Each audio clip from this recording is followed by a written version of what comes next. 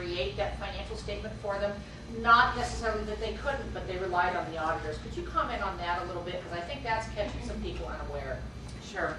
I think basically there is no prohibition that an auditor cannot prepare the financial statements and the footnotes, everything related to the financial statements, as a courtesy to the client, as long as all of the underlying information is provided by the client and is really understood by the client. So, and even if it isn't the bookkeeper that knows how to do GAAP financial statements, if they know, they've been hired by the board to do cash basis statements throughout the year.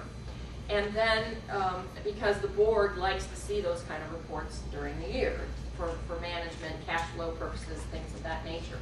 So then, when you get to the end of the year, there has to be, though, someone either within the organization, as a volunteer on the board, on the audit committee, on the finance committee, or someone that they can even hire to understand what those financial statements are and what is needed to be in those financial statements. So it isn't just the numbers.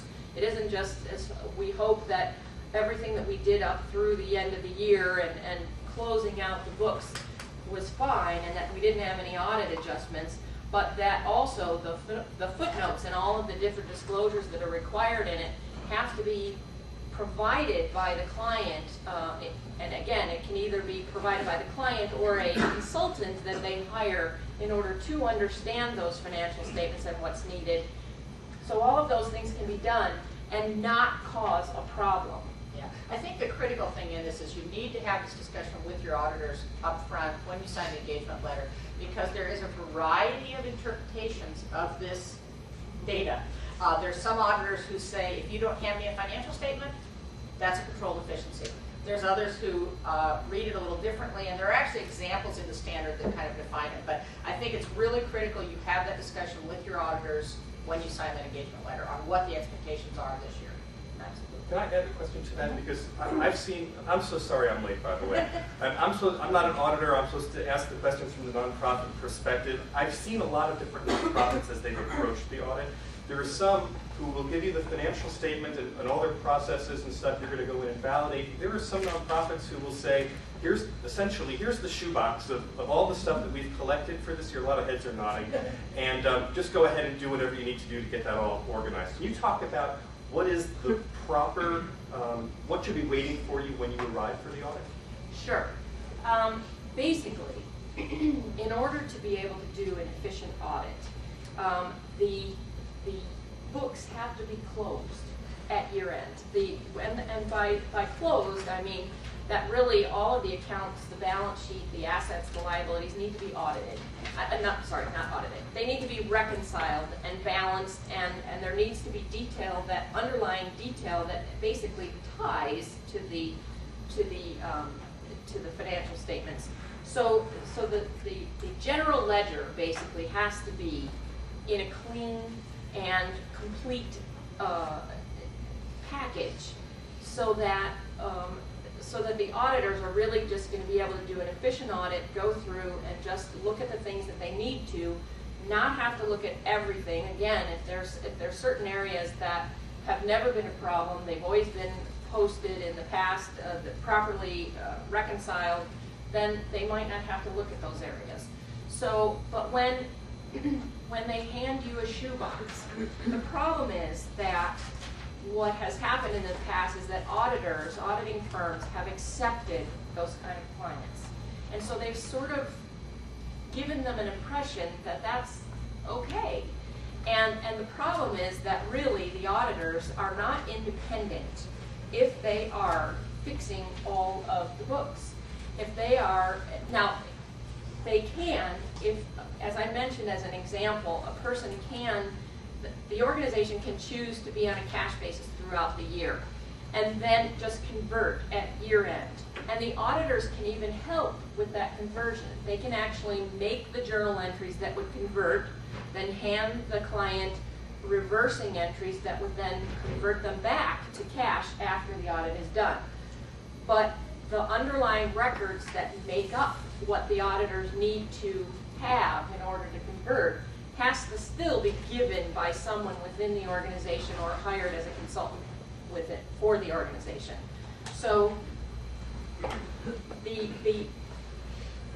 my concern is that the auditors or the audit firm might be going through and doing an audit and then giving that kind of a material weakness or a significant deficiency to the client, saying basically, which basically says, I wasn't independent in the first place, by the way, but here's your lovely goodbye letter, thanks.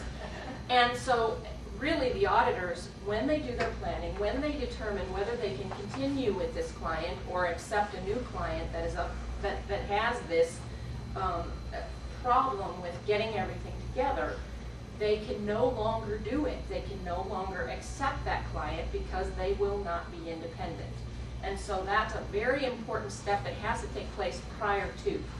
So what I've heard is these kind of stories where the auditors are still doing the same thing they always did, still having 50 journal entries and doing all of these things for these clients who don't understand what GAAP financial statements even look like, and then they're giving them that comment at the end. I think that's inappropriate because I think the problem is right at the beginning by accepting that. Well, I think there's an economic issue there too. Do you want to pay your audit firm to do that, or do you want to do that internally, or maybe have a consultant do that for you? I think there's not a very strong economic issue. This seems to be a recent, audits are always supposed to have been independent assessments, but some things have happened in recent years that have really emphasized the significance of that independence. But I'm kind of curious, is that why auditors have to come to my office to do the audit? I just can't send them all the year-end paperwork. They actually see that we actually physically are doing this stuff? Well, I think that it's certainly possible that an auditor can spend some time in our offices doing some of the work. However, you have to be, as the client, have to be willing to give up original documents. And usually that's not real palatable. That's not something you typically want to have done. But the auditors really should not be accepting copies of things because those copies could have been altered. They could have been, things could have been done to them that basically renders that test kind of meaningless. So the original documents have to be given to the auditor to take back to their office if you don't want them in your offices. But the other thing is that the auditor, certainly when they're doing the planning, when they're coming out and talking to you about fraud assessments, about all of the questions that that we're required to do up front, we need to be there. We need to be at your offices. We need to see. Basically, a lot of what we do is also observation.